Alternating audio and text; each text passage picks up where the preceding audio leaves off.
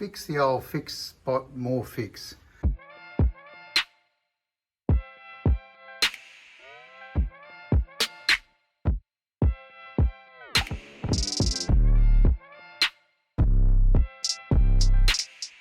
Just thought I'd show you, I'm just masking it up, getting it ready. I'm going to black out all in there. From factory they didn't bother masking any of this up. I will. I've got to do the roof as well.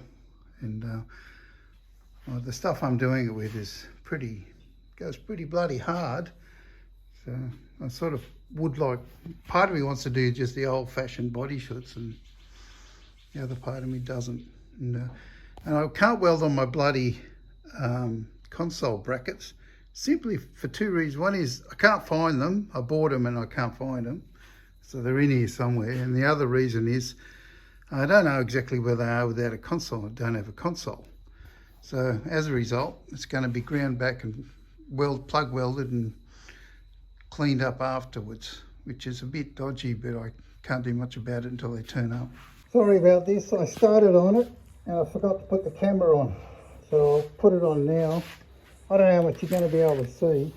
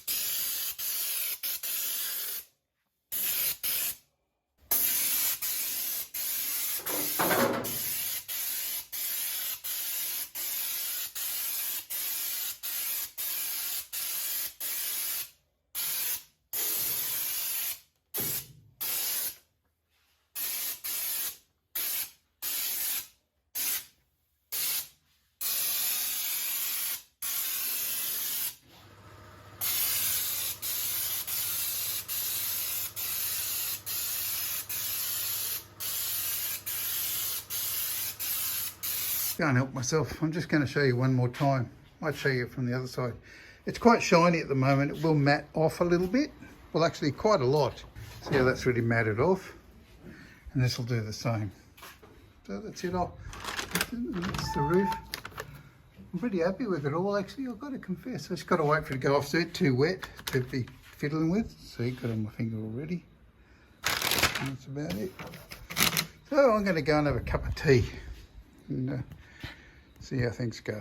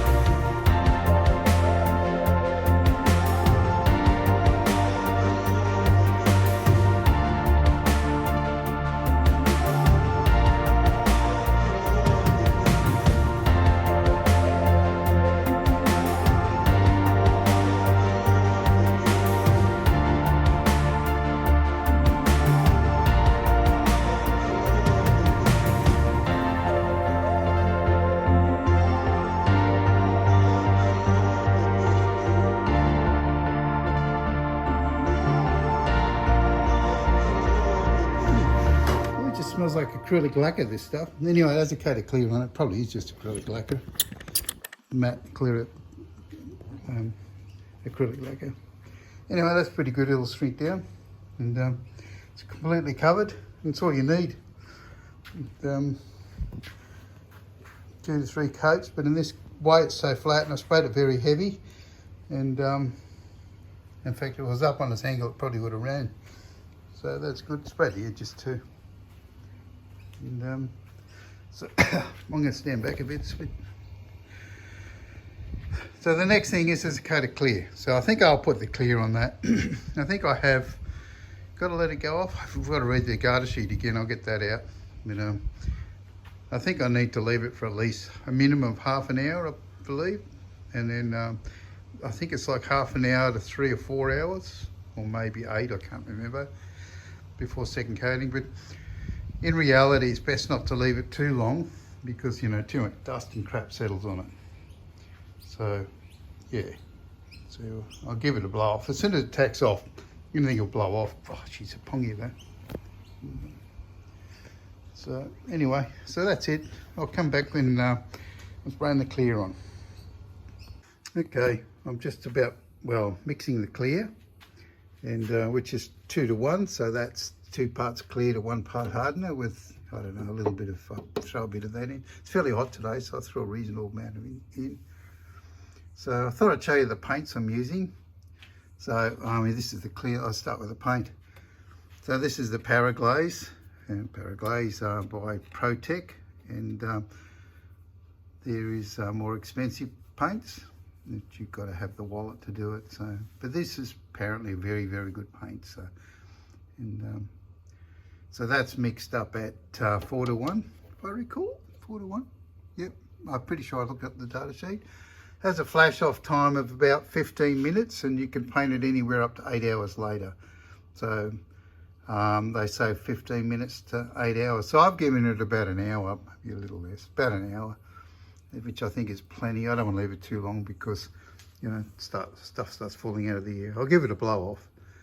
And this stuff here takes, I don't know, 2 hours to flash off, to trigger off.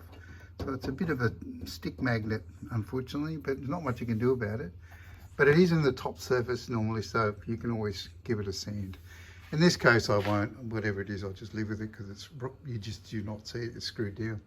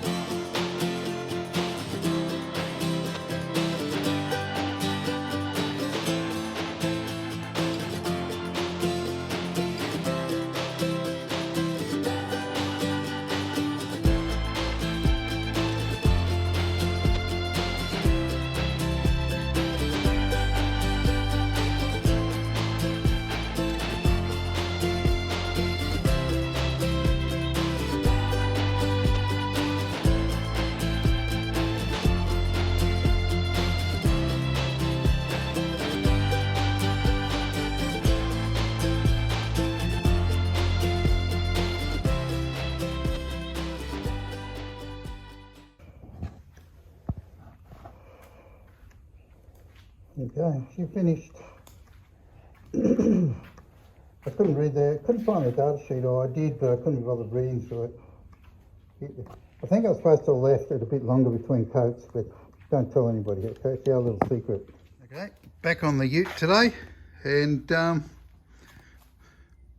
just put some panels out of the XW just to do a bit of protecting, and it keeps up the dust from falling in.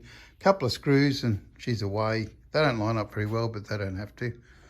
I've got one more there and still one in the ute, which I'll put on this side eventually. But well, I've just got to essentially sand this back. You'll see here, this just like rough. Just be sanding back, and undercoating, and then it can be painted. I've got no excuse. I've been slack. What can I say?